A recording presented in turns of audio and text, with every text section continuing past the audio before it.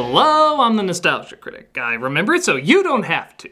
When people talk about the best Batman movie, what usually comes to mind? Ha! But seriously, Dark Knight, Batman 89, and yeah, usually just those two. But when it comes to the best representation of Batman as a whole, there's one that everybody always overlooks. The animated one. Now, I'm not talking about the animated series or the dozens of DVD releases. I'm talking about the hand-drawn theatrical release that didn't do well at the box office, but more and more people are discovering every year. That is Batman: Mask of the Phantasm.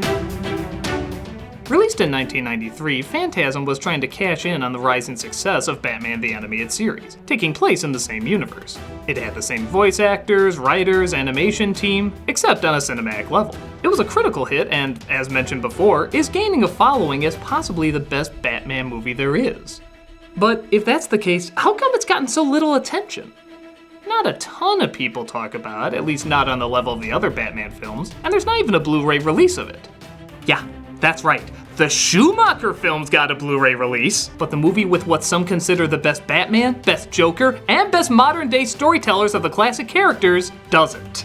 Why is this swept under the rug while movies like Dark Knight were declared the best Batman flick even before it was released? Well, to better understand, let's take a short, spoiler-free look at the story. A mysterious villain known as the Phantasm is killing off what appears to be random gangsters. Yeah, killing. As in, this movie is PG when PG actually meant something. People believe it's Batman, as from a distance it seems to look like him, and thus it's up to our hero to find out who's behind these murders while also outrunning the police. On top of that, an old flame named Andrea comes back into his life, as it seems she was his first love after the loss of his parents. This gives some insight of his transformation into Batman, as he's tortured by the fact that for the first time he's actually happy and feels as human as he's ever felt since the murder of his parents. As with all Gothic stories though, it doesn't end well, leaving the two bitter at each other despite the fact that each one knows they're hiding information that the other could use. To make things worse, one of the gangsters brings in the Joker to try and take Batman or whoever is behind this murder spree down before his life is next. It's a four-way clash between Batman, the Phantasm, the Joker, and the police, all trying to see who can take out the other first while solving this complicated mystery.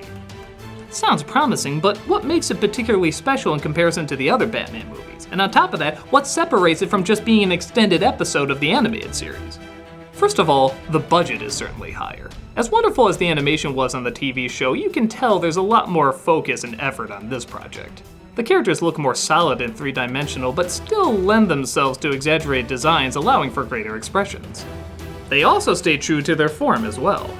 At this time, every animated film was putting CG everywhere. It was new and looked cool, but sometimes they put it in places where it didn't belong. This movie knew the technology at the time wouldn't look good with their Art Deco style, so they just used it for the opening credits, which adds a little something different but doesn't distract from anything. If they tried to have Batman and the Phantasm fight in an animated city, it would look a lot like the animated Spider-Man cartoon at the time. Just kind of awkward and phony. This film knew to keep to its roots and stay hand-drawn. And much like the show, it doesn't shy away from its dark style, with harsh shadows, grim colors, and a lot of enjoyable light work. But okay, Batman and Robin had pretty colors. What makes it a particularly good film? Because the focus is where any great Batman story should be, on the screwed-up psyche of our characters.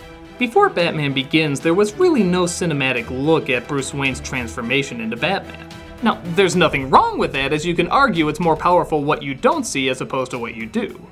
But this is one that goes into an element that's never really been explored. Bruce Wayne, if he found happiness. The death of his parents is so strong with him that even when he finds love, he feels guilty. He pleads on their tombstones forgiveness, like being happy is some sort of crime. All he's known is loss, so when he finally finds something, it throws him off, and he doesn't know how to react to it. Please. I need it to be different now. I know I made a promise, but I didn't see this coming. I didn't count on being happy.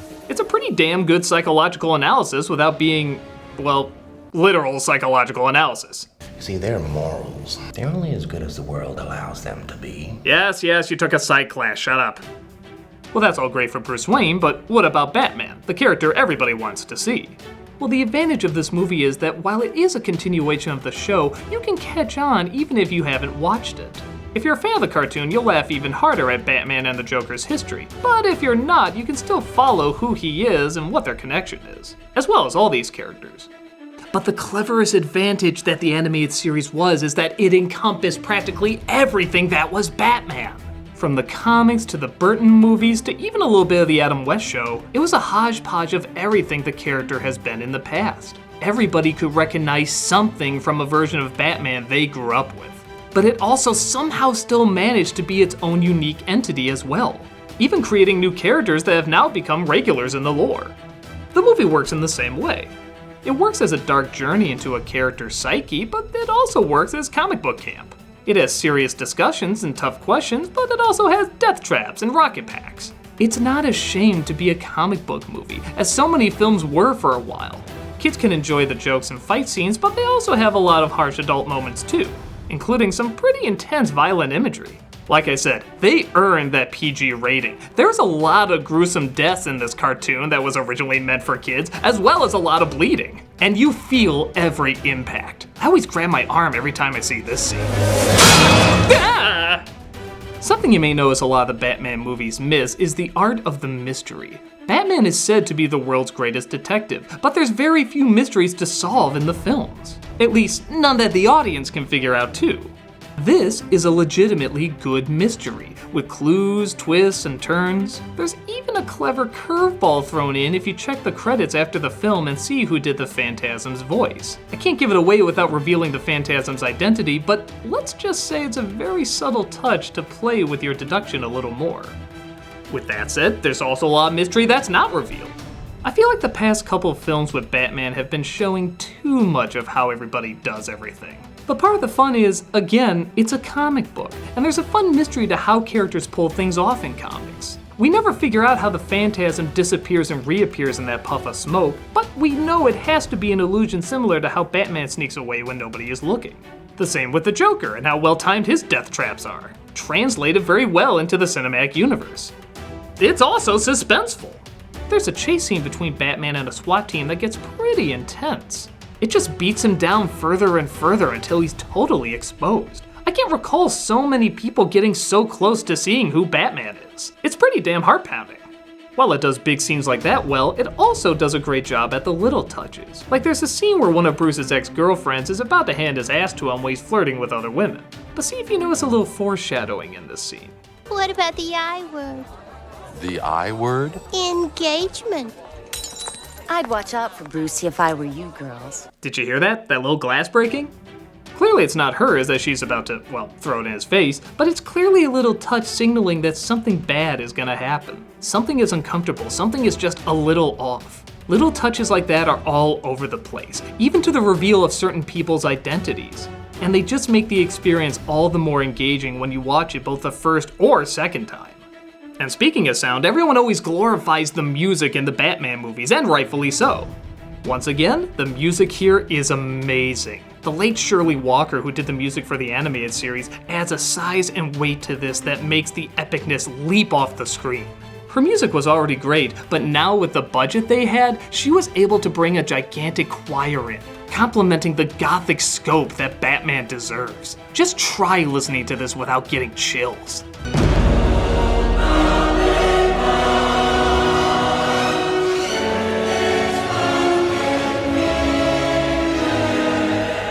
It might even have the best moment of Batman first putting on his mask. You don't even see what he looks like, but the music guarantees you it's the coolest thing you can imagine.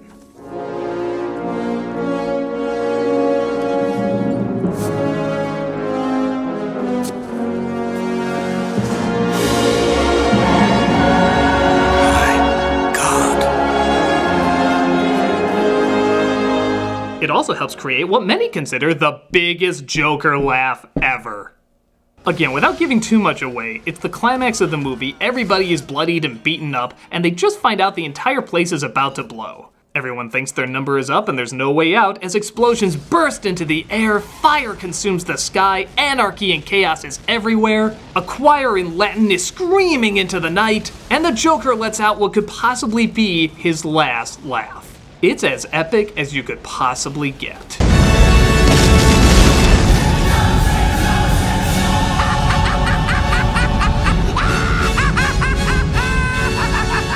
So this movie seems to be everything Batman. The comics, the cartoons, the TV shows, the movies. So how come it doesn't get more attention? Well, there's a few theories. One is the marketing wasn't very good. It was as generic advertising as you could get. It just showed him punching some guys, the Joker says a line, we see a bit of the Phantasm, and that was it. I don't know why so little effort was put into it, especially when marketing for the Batman movies has always been very impressive, even for the bad ones. Maybe it was because of Theory 2, there just wasn't that much respect for animation if it didn't have Disney's name on it. Some critics didn't even get a chance to review it. Siskel and Ebert went out of their way to do a special episode talking about the movie as they didn't get to review it when it first came out. But they wanted to draw attention to it on video and felt it didn't deserve to fly under the radar. A Batman animated feature that was made in 1993, and Roger and I never reviewed it, and as far as I'm concerned, we made a big mistake because it's terrific. Another theory is that while it did take a few risks, it didn't take enough to leave a big enough impact. Everyone remembers Batman because it was so dark and different. Everyone remembers Batman and Robin because it was so campy and lame. Everyone remembers Dark Knight because it was so adult and disturbing. None of these are perfect movies, but they did take chances that you would remember. Phantasm didn't really do that much different. Aside from there being a new character, it just did Batman. But here's the thing, it wasn't Nolan's Batman or Burton's Batman or Snyder's Batman. It was Batman! Any part of this movie you can immediately identify as something familiar. Something you grew up with and something you're still drawn to even as an adult. And that's what makes Batman last for so long. This movie came out before Batman Forever came out. And die-hard fans were shocked to see how much more adult the version for kids was than the version that was supposed to be for adults. Thank God we'll never have that happen again. In a sense, I can understand the argument for not taking quote-unquote enough risks. I mean, don't get me wrong, people still die in this, and an animated film that was PG was not seen as profitable back then. But I too personally kinda like Batman and Dark Knight more for the huge leaps and bounds they took. It's just gonna speak to me a little more. But in terms of which movie understands who Batman is in all his reincarnations and all the various versions that have been out there all rolled into one, this really is it. It has great drama, it has great comedy, it has great acting, it has great writing, it has great artwork, and it's totally faithful to its source material while also introducing new elements. I'm always gonna have a soft spot for these two, but if you were to ask me which film represents Batman the best, it's clearly this one. It's deep and complex, but it's still gadgets and costumes. It's dark and grim, but it still has bright colors and visuals. It's silly enough for kids to have fun, but smart enough for adults to take seriously. In a long line of Batmans that always seem to go from one extreme to another, this seems like the perfect in-between. It's its own thing while also being a continuation of what we know and love. It works on pretty much every level.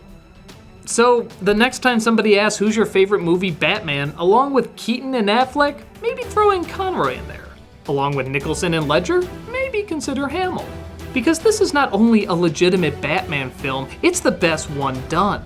Instead of just shrugging it off as just the cartoon movie, maybe it should be considered as a better representation than some of the ones we're getting today.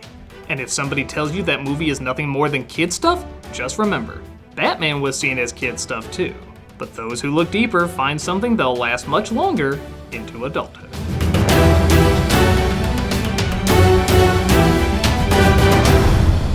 I'm a nostalgia critic, I remember it so you don't have to.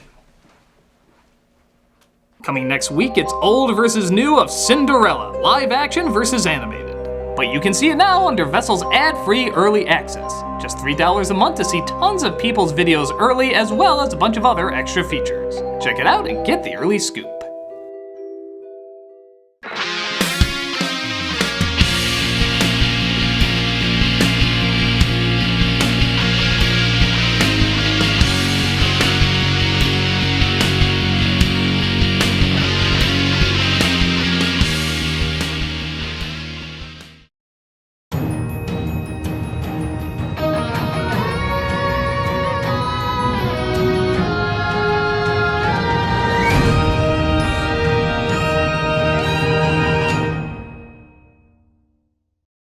Hey, this is Doug Walker doing the charity shout out. This week we are doing the Children's Tumor Foundation.